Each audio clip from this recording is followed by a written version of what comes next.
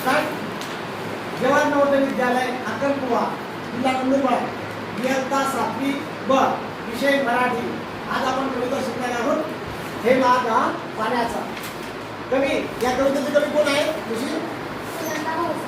सुनंदा भावसार. सुनंदा भावसार यांनी या कवितेमध्ये पाण्याचं महत्त्व स्पष्ट केलेलं आहे. जीवनासाठी पाणी किती महत्त्वपूर्ण आहे. एवढंच नाही, पाणी हे जीवन आहे असं त्यांनी सांगितलं. परंतु काही लोक पाण्याचा गैरवापर करतात, पाणी वेस्ट करतात. आपण सुद्धा हॉस्टेलमध्ये काय करतो, नळ तुटलेला आहे की नाही, मग त्या नळाकडे काय पाणी चालत असतं. आपण लवकर ते त्याच्याकडे बघत नाही किंवा तो बंद करत नाही. ब्रश करताना सुद्धा आपण नळ चालत असतो. ब्रश करताना पाणी वाया जातं. एवढंच नाही, तर ग्रामपंचायतीचे नळ असतात गावामध्ये, ते सुद्धा चालत असतं. कुणी बंद करत नाही, नळ तोडून टाकतात. परंतु पाणी किती महत्त्वपूर्ण आहे वाळवंटामध्ये. एवढंच नव्हे, ज्या ठिकाणी पाण्याची कमतरता आहे त्या ठिकाणी त्या लोकांना पाण्याचं महत्त्व कळतं.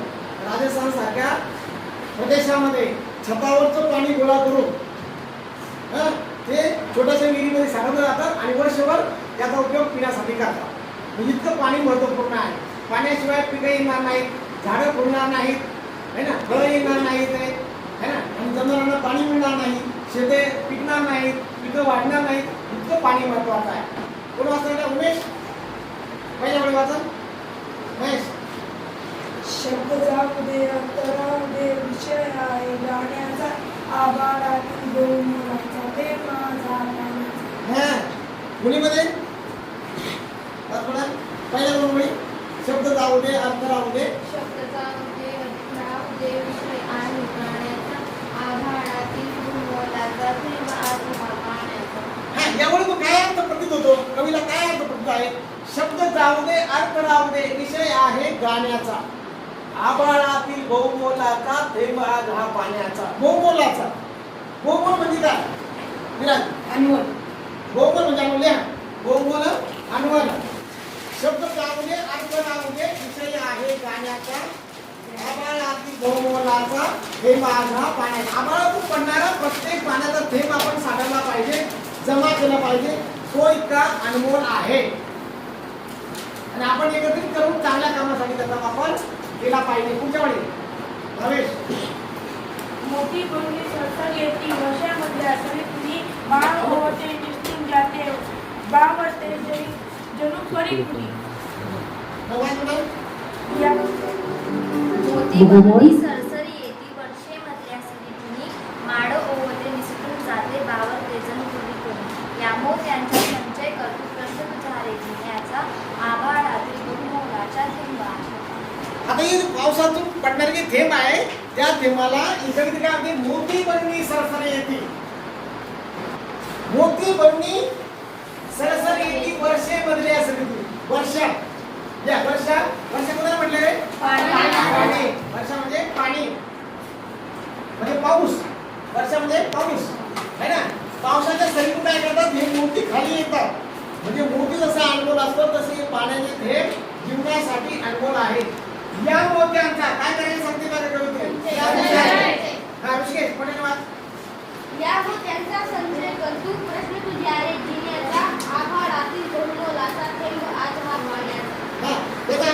मोत्यांचा, मोती म्हणजे प्रत्येक थेंब पाण्याचा हा काय मोती आहे. या मोत्यांचा काय करायचं आपल्याला? संचय करणे, साठवणे. Very good. या संचय करणे, साठवणे. संचय करणं, त्याचा वाक्यरूप कसा करतील त्या शब्दाचा?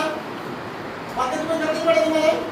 संचय करणे आपण कसा करतो? संचय करतो किरण पैशांच्या करतो, पैशांचा संचय. अजून कसा करतो प्रश्न? आपण अन्नाचा संचय करतो. अन्नाचा साठा जो आहे त्याचा आपण संचय. अजून कसा संचय करतो? संचय संग्रह करणे. पैशांचा संचय करणे कसा? किरण जसं अनमोल वस्तूंच्या, जसं ज्या अनमोल वस्तू आहेत त्याचा आपण संचय करतो, है ना.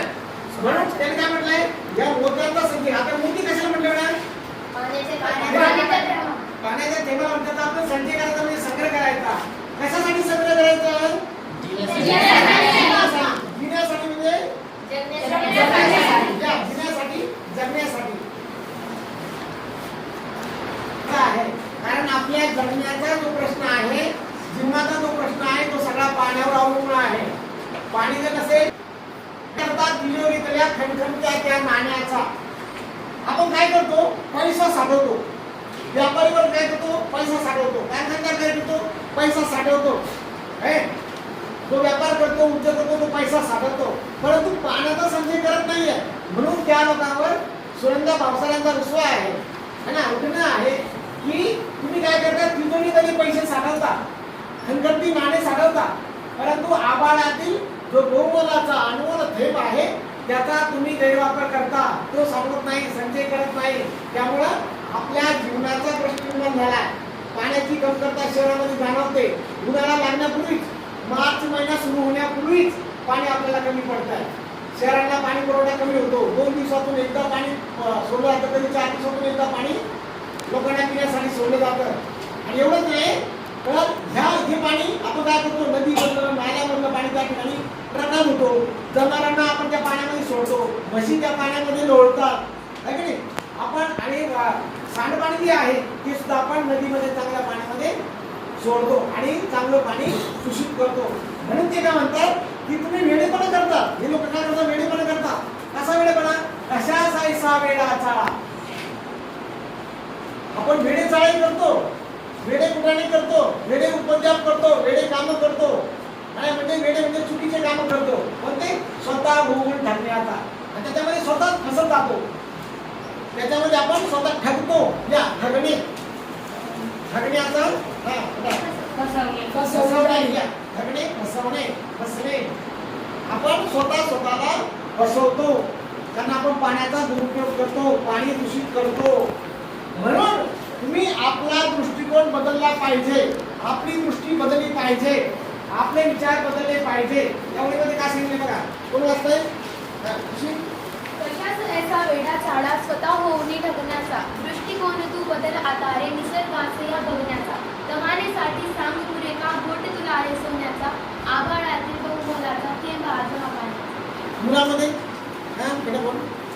कशात ऐसा वेडा चाळा, स्वतः होऊनी ढकण्याचा, दृष्टिकोन तू बदल आता रे, निसर्गाचे या बघण्याचा, तहानेसाठी सांग पुरे का, बोट तुला आहे सोन्याचा, आभाळातील बहुमोलाचा थेंब आज हा पाण्याचा. आपण बोट झाला पाहिजे है ना, सायन्स समज पाहिजे. राज मोठा आवाज करा. कशाचा ऐसा वेडा चाळा, स्वतः होऊनी ढकण्याचा, दृष्टिकोन तू बदल आता रे, निसर्गाच्या बघण्याचा, तहानेसाठी सांग पुरे का, बोट तुला आहे सोन्याचा, आभाळातील बहुमोलाचा थेंब आज हा पाण्याचा. कशाचा ऐसा वेडा चाळा, स्वतः होऊनी ढकण्याचा, स्वतःला फसवतो. म्हणून दृष्टिकोन बदलला पाहिजे, आपली दृष्टी बदलली पाहिजे. या निसर्गाकडे बघण्याची आपली जी दृष्टी आहे ती बदलली पाहिजे. निसर्गामुळेच आपण आहे. झाडं आहे, वेली आहे, फुलं आहे, पाणी आहे, नदी आहे, है ना, हे सगळे पक्षी आहेत, हे निसर्गातील घटक आहे. याच्याकडे बघण्याचा आपण दृष्टिकोन बदलला पाहिजे. आपण काय करतो? स्वार्थापोटी आपण फुलं तोडतो, झाडं तोडतो, है ना, आणि मग आपण आपल्या जीवनाला काय करतो? खराब करतो. आपलं जीवन आपण उद्ध्वस्त करतो. म्हणून तहानेसाठी सांग पुढे का, घोट तुला रे सोन्याचा. तुम्हाला तहान लागली आणि तुम्हाला दिलं सोन्याचं, सोनं पितो का? चांदी पितो का? हा, मोती. पाण्यामध्ये तुला खूप तहान लागली, पाण्यामध्ये तुला मोती दिले, हे मोती घे. काही तुम्ही म्हणणार नाही पाणीच पाहिजे, पाण्याशिवाय जीवन नाही. म्हणजे आभाळातील बहुमोलाचा थेंब आहे तो तुम्ही साठवला पाहिजे, संचय केला पाहिजे आणि गरजेनुसार वापरला पाहिजे. तहानेसाठी सांग पुढे का, घोट सोन्याचा घोट तुम्हाला उपयोगी पडणार नाही, सोन्याची नाणे, मोती तुम्हाला उपयोगी पडणार नाही. म्हणून पाण्याचा चांगला वापर केला पाहिजे. तर कवी सांगतोय की आपल्याला पाणी साठवायला पाहिजे, पाणी वाया नाही घालायचं व त्या पाण्याचे आपल्याला महत्त्व कळायला पाहिजे. Very good. मुलामध्ये अजून कोण सांगतो ना? धीरज, कवितेला काय सांगायचं आहे? कविते काय सांगू इच्छिते? हा, बॅकग्राऊंडचा मुलगा सांगा. हा, विराज. या कवितेत कवी असं सांगायचा प्रयत्न करत आहे की पाणी हेच आपलं जीवन आहे. बिना पाण्याचं आपण जगू शकत नाही. पण पाण्याचा संचय केला पाहिजे. पाणी आहे मोतीसारखाचा अनमोल आहे. आपण जर संचय केला तर आपण जगू शकतो. इथे सुनंदा भावसार यांनी सांगितलंय की पाणी हे जपून वापरलं पाहिजे. तर पाणी हे मोत्यासारखे मोती जसे बहुमोलाचे असतो तसा हा पाण्याचा थेंब सुद्धा बहुमोलाचा असतो. आभाळातून मोती बनून सरी येतात आणि वर्षेमधल्या सरीतून येतात. ते आपण पाण्याचा जपून वापर केला पाहिजे असं कवयित्री यांनी सांगितलं आहे. तू सांग बाळा. ते सांगते की पाणी वाचवा, संचय करा. पाणी वाचवा, संचय करा.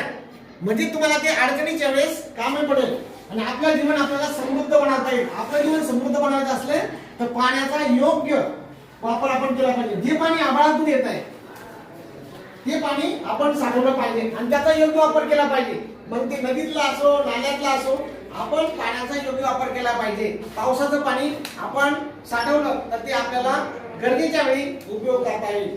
पडणारा आकाशातून पडणारा पाण्याचा प्रत्येक थेंब काय करतात, त्या मोत्याची कल्पना केलेली आहे कवित्रीने. त्या प्रत्येक पाण्याचा थेंब म्हणजे मोती आहे, त्याची माळ ओढण्याचा प्रयत्न करते पण ती बावरते. बावरते म्हणजे काय होते? वेळी होऊन जाते. बावरते. आम्ही काय सांगते, प्रत्येक वाटते वेळी होऊन जाते. तुला काय वाटतं? गोंधळून जाते.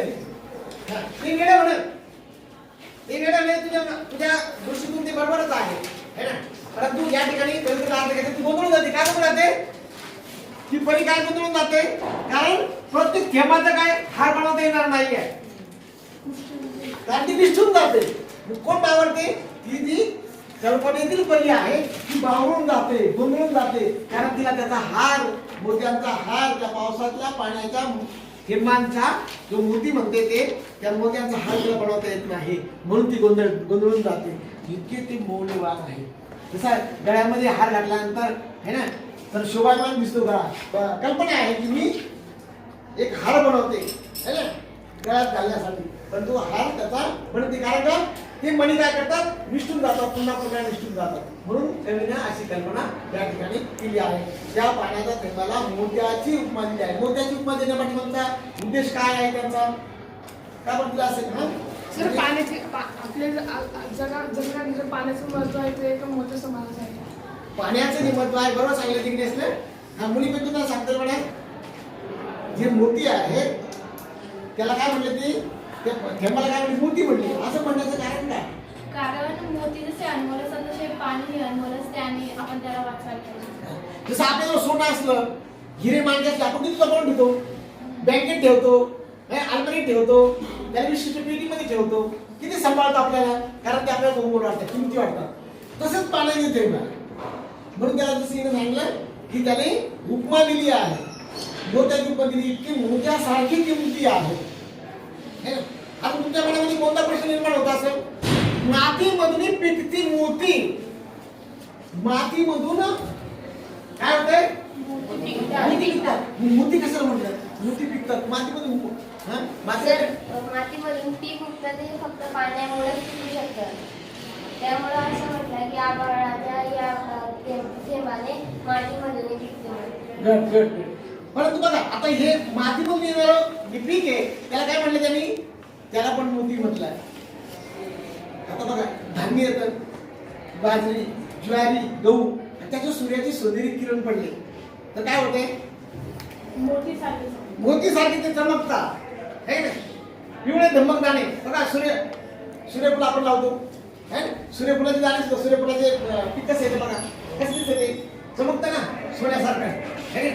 आता हे प्रत्येक पीक येते ते कसं डुलतंय, जवळतंय, फुलतंय, बहरतंय है ना.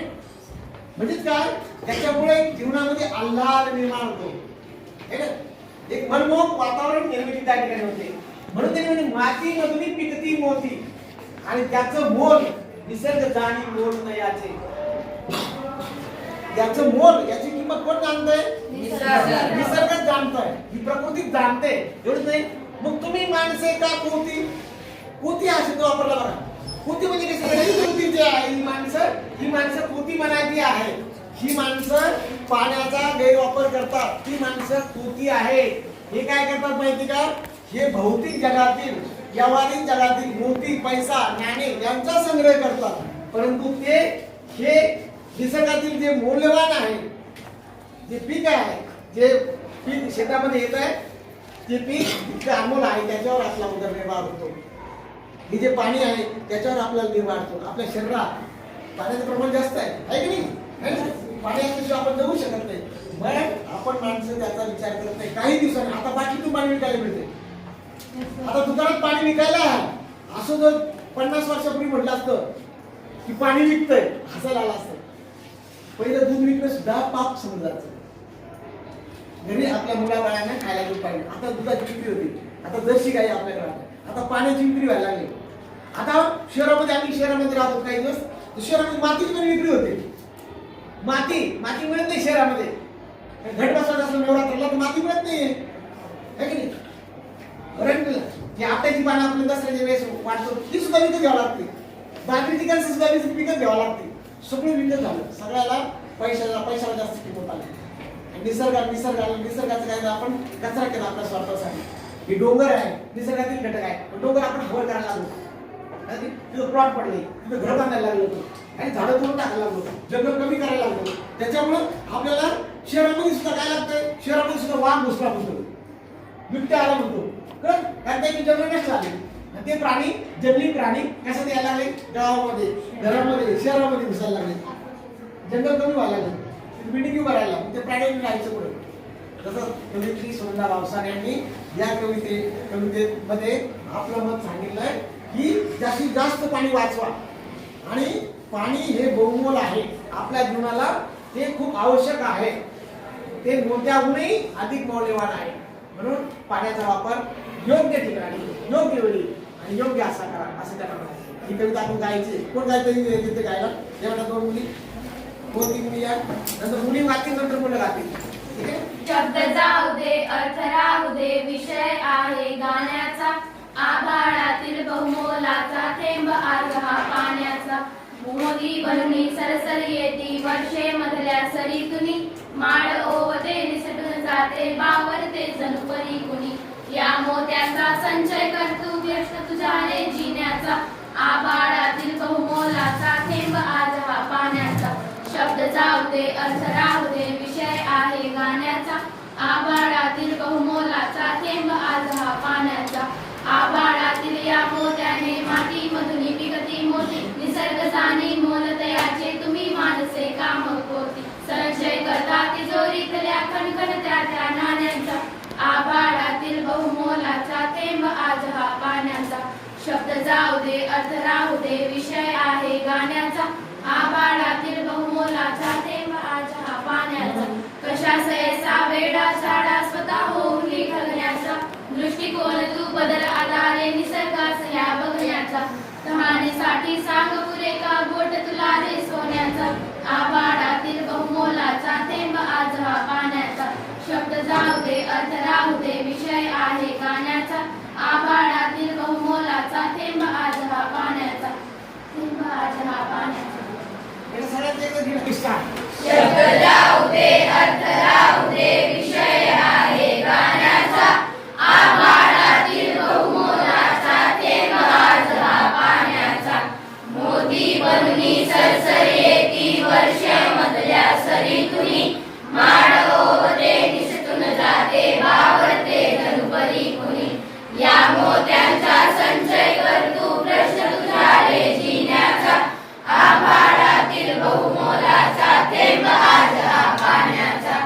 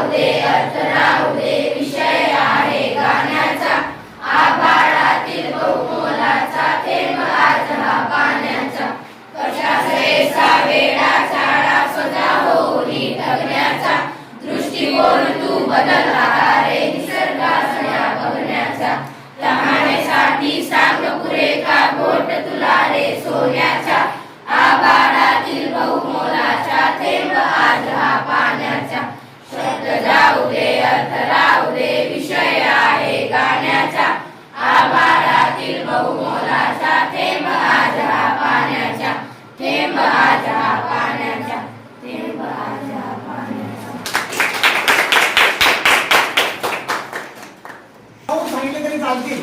पंथावर या पाठावर आधारित आपण प्रश्न, या कवितेवर आधारित प्रश्न आपण घेणार आहोत. प्रश्न उत्तर ज्याने त्यांनी बोलायचा वर हात करायचा. ठीक आहे. पहिला प्रश्न है ना, मोत्यांचा संचय कर असे का म्हटले आहे? या मोत्यांचा संचय कर असे का म्हटले? कोणाला मला उत्तर येतं वर हात करायचा आहे. या मोत्यांचा संचय कर, मोठ्या आवाज बोलायचं आहे. हा बोल. पावसातून जमिनीवर येणारे पाणी अत्यंत मूल्यवान आहे. माणूस, पशुपक्षी व निसर्ग यांना जगण्यासाठी पाणी अत्यंत गरजेचे आहे. म्हणून आभाळातून बसणाऱ्या या मोतीरूपी थेंबांचा संग्रह कर असे कवीचे म्हटले आहे. Very good. हा भावेश. कारण की उन्हाळ्यामध्ये पाण्याची फार टंचाई असते आणि जर आपण पाणी साठवलं नाही तर आपल्याला उन्हाळ्यामध्ये फार टंचाई होणार. म्हणून आपण उन्हाळ्यामध्ये पण आणि पावसाळ्यामध्ये पण पाणी साठवलं पाहिजे. हा इकडे कोणी बोलतो ना, तुम्ही एवढी बोलत नाहीये. त्याने सांगितले सांगायचं उत्तर, त्यांनी सांगितले सांगायचंय. बोलता. हा प्रज्ञा. माणूस, पशु, पक्षी व निसर्ग यांच्या जगण्यासाठी पाणी अत्यंत गरजेचे आहे. म्हणून आभाळातील बरसणाऱ्या या मोत्यारूपी थेंब संग्रह कर असं कवीने म्हटले आहे. आता या मोती म्हणजे या पाण्याला मोती असं म्हटलं, यांचा संचय आपण करणार आहे. परंतु ते काय म्हणतात माहिती काय, माणसाला हे कळत नाहीये. माणूस या प्राण्याला कळत नाहीये. म्हणजे काय, निसर्गाला जे कळते ते माणसाला कळत नाही असं कधी का बरं म्हणते? काही गोष्टी याला कळतात, याला कळत नाही असं मी म्हणतो. परंतु कविता काय म्हणते, ज्या गोष्टी निसर्गाला कळते त्या माणसाला कळत नाहीये. माणूस सोन्या नाण्यांचा संचय करतो आणि बहुमोल पाणी मात्र वाया घालवतो. कारण सोन्याने घालवतो आणि हा सोन्याचा आपल्याला जर तहान लागली तर आपण हा सोन्याचा घोट पिऊ शकत नाही. कारण आपल्याला पाण्याचीच गरज असते. म्हणून कवयित्रीने असे म्हटले आहे. Very good, very good. आता मुलामध्ये राग का बरं असं म्हणते कवित्री, माणसाला कळत नाहीये, निसर्गाला कळत आहे की निसर्ग म्हणजे माणूस पाणी वाया जास्त घालवतो, तो त्याचा संचय करत नाही आणि पाणी. Very good. हा माणूस सोन्या नाण्याच्या मोल पाणी मात्र वाया ढवळतो. सोन्याच्या गोटाने तहान शमत नाही. निसर्ग पाणी मातीमध्ये साठवतो व त्यातून मोत्यांसारखे पीक येते. म्हणून निसर्गाला जे करते ते माणसाला करत नाही असं कवयित्रीने म्हटलं आहे. Very good. कोणाला मुलगी कोणी सांगता येईल? पुढचा प्रश्न घेऊया आपण. है ना, हा प्रश्न समजला, या प्रश्न उत्तर समजलं. पुढचा प्रश्न काय करायचा, ज्या ओळी तू काय होतं, आकाशातून पडणाऱ्या पावसाच्या थेंबाने धान्य पिकते. खालील अर्थाच्या ओळी कवितेत पुढे आलेल्या आहेत बघा. आकाशातून पडणाऱ्या पावसाच्या थेंबाने धान्य पिकते. कोणत्या ओळी आहेत विराज? आभाळातील या मोत्याने मातीमधून पिकते मोती. जाऊ म्हणायच्या मोठे आभाळातील या मोत्याने मातीमधून पिकते मोती. हा बोला मोठे नाही. आभाळातील या मोत्याने मातीमधून पिकते मोती. Very good. हा आभाळातील या मोत्याने मातीमधून पिकते मोती. तुमच्या समोर आहे ते ओळी कवितेच्या ओळी. हा इकडे धीरज. आभाळातील या मोत्याने मातीमधून पिकते मोती. गुड. आभाळातील या मातीने मातीमधून पिकते. गुड. पुढच्या ओळी आहे. पुढच्या ओळी कोण वाचतंय? हा राज. पुढच्या ओळी काय आहे? मनुष्य. मनुष्य खणखणत्या वाजणाऱ्या नाण्यांचा तिजोरीत संग्रह करतो. हा मनुष्य खणखणत वाजणाऱ्या नाण्यांचा तिजोरीत संग्रह करतो. या आत्ताच्या कोणत्या ओळी आहे? संचय करतो तिजोरीतल्या खणखणत्या नाण्याचा. पाठीमागं. संचय करता तिजोरीतल्या खणखणत्या त्या नाण्यांचा. मोठ्याने मोठ्याने. संचय करता तिजोरीतल्या खणखणत्या त्या नाण्यांचा. काय ऋषिकेश? संचय करता तिजोरीतल्या खणखणत्या त्या नाण्यांचा. हा इकडे. संचय करता तिजोरीतल्या खणखणत्या नाण्याचा. नाही रे. संचय करता तिजोरीतल्या खणखणत्या नाण्याचा. संचय करतो तिजोरीतल्या खणखणत्या नाण्याचा. हा संजय. पुढच्या ओळी वाचायची आता. संजय तिजोरीतल्या खणखणत्या नाण्याचा. पुढची कोणतं वाक्य सांगितले ओळी सांगितली? हा निसर्गाचे मोल न जाणणे हे स्वतःला फसवण्यासारखे आहे. निसर्गाचे मोल न जाणणे. कशाचा असा वेळा चाडा स्वतः होऊन ठेवण्याचा. गाऊन म्हणायचे, गाऊन सांगायची. है राज. निसर्ग जाणीव बोलत आहे याचे तुम्ही मानसिक आहात. महेश. कशाचा असा वेडा चाळा स्वतः होऊन ठेवण्याचा. हा हा भावेश. कशाचा असा वेडा चाळा स्वतः होऊन ठेवण्याचा. कशाचा ऐसा वेडा चाळा स्वतः होऊन ठेवण्याचा. Very good. आता संकल्प आहे याच्यामध्ये आभाळातील मोती हे आभाळातून टपटपणाऱ्या पावसाच्या थेंबांना मोती म्हटले आहे. व्हेरी गुड गुड गुड का हा पुढचं मातीतील मोती कशाला म्हटलंय मातीतील मोती किती मुलांना येते उत्तर म्हणजे कविता किती मुलांना समजली कळते मातीतून कोणते मोती वर येतात अमोल पावसामुळे शेतात धान्य पिकते त्यामुळे माणसाची भूक भागते पिकाच्या या दाण्यांना मातीमधले मोती असे म्हटले आहे. हा एक नंबरला कोण आहे एक नंबरला मुलगा छोटा मुलगा प्रत्येक राहायचं प्रत्येक नाला पैकी हा या समजून असं पावसामुळे शेतात धान्य पिकते त्यामुळे माणसाची भूक भागते पिकाच्या या दाण्यांना माती मधले मोठे असे म्हटले आहे. कोण बोला नाही राजन बोलत नाही याचा अर्थ समजले भावेश पावसामुळे शेतात धान्य पिकते त्यामुळे माणसाची भूक भागते पिकांच्या या मोलाचा थेंब आज हा पाण्याचा है ना या ओळीतून कोणता विचार कवयित्रीने सांगितला आहे प्रज्ञा माणूस सोन्याचा संग्रह करतो पण तो सोन्याचा गोट आपली तहान मिटवत शकत नाही. नाण्यांपेक्षा अमूल्य आहे. आभाळातून येणाऱ्या हा पाण्याचा थेंब आज बहुमोलाचा आहे. व्हेरी गुड अजून कोण सांगताय हा अशी तहानीसाठी सांगुरेका घोट तुलारे सोन्याचा आभाळातील बहुमोलाचा थेंब आज हा पाण्याचा. या ओळीचा अर्थ असा आहे की माणूस हा सोन्याचा संग्रह करतो पण तो पाण्याचा संग्रह करत नाही. कारण सोन्याचा आणि जर त्याला तहान लागली तर तो सोन्याचा घोटही पिऊ शकत नाही. त्याला पाण्याची आवश्यकता तेव्हा असते. म्हणून तो सोन्या नाण्यापेक्षा अमूल्य वस्तू ही पाणी आहे. आभाळातून येणारा पाण्याचा थेंब हा आभाळातून येणारा पावसाचा थेंब याचा त्यांनी संचय केला पाहिजे. दिनेश आभाळातून पाणी ते आपण पिऊ शकतो पण जे सोनं असते आपण त्याचं गोड पिऊ नाही शकत असं कवितेने सांगितलं. व्हेरी गुड आता इथं माणसाचं धन कोणतं आहे रे माणसाचं धन हा निलेश सोने नाणी सोने नाणे माणसाचं धन असतं धीरज सोने नाणी आणि निसर्गाचं धन कोणतं आहे एवढंच कोणाला येतं का हुशार येत नाही का निसर्गाचं धन हा सगळं निसर्गाचं धन म्हणजे आकाशातून आभाळातून येणारे पाण्याने थेंब निसर्गाचं धन आहे. ही झाडं वेली फुलं निसर्गाचं धन आहे. डोंगर दर्या कोठे ठेवतात माणसाचं धन कुठे ठेवलं जातं तिजोरी आणि निसर्गाचं धन कुठे ठेवतात निसर्गाचं धन आपण काय करतो धन धान्य पिकलं कधी घरात पोत्यामध्ये भरून आणून ठेवतो. माणसाच्या धनाचा उपयोग काय होतो माणसाच्या धनाचा उपयोग ऋषिकेश उपयोग काय करतो सोन्या नाण्याचा पैशाचा उपयोग काय करतो भावेश सर आपण त्या सोना नाण्यांचा उपयोग असा प्रकारे करतो का जेव्हा आपल्याला काही पण गरज कपडे घ्यायचे असेल काही सामान घ्यायचे असेल तर त्याच्यावरून आपले गरजा पूर्ण होतात सोना नाण्यांनी. निसर्गाच्या धनाचा काय उपयोग करतो आपण निसर्गाचे धन म्हणजे आपले अन्नधान्य आपण शिजवतो आणि खातो त्यामुळे आपलं पोट भरतं. हे निसर्गाचे धन आहे. सर आपला प्रश्न निसर्गाचं धन आहे त्याचा उपयोग आपण काय करतो निसर्गाच्या धनाचे उपयोग आपण पाणी हे निसर्गाचे धन आहे आपण ते पिण्यासाठी उपयोग करतो व जे पिकं असतात त्याला आपण खातो त्याच्याने आपली भूक भागते म्हणून आपण निसर्गाचा असा उपयोग करतो. निसर्गाच्या धनाचे उपयोग असे आहे की ते माणसाला जगण्यासाठी महत्त्वाचे असतात. निसर्गाच्या धनाचा आपल्याला जीवन जगण्यासाठी उपयोग होतो है ना धनधान्य पिकलं है ना त्याच्यावर आपला देह वाढतो पोचला जातो कविता सगळ्यांनी समजली.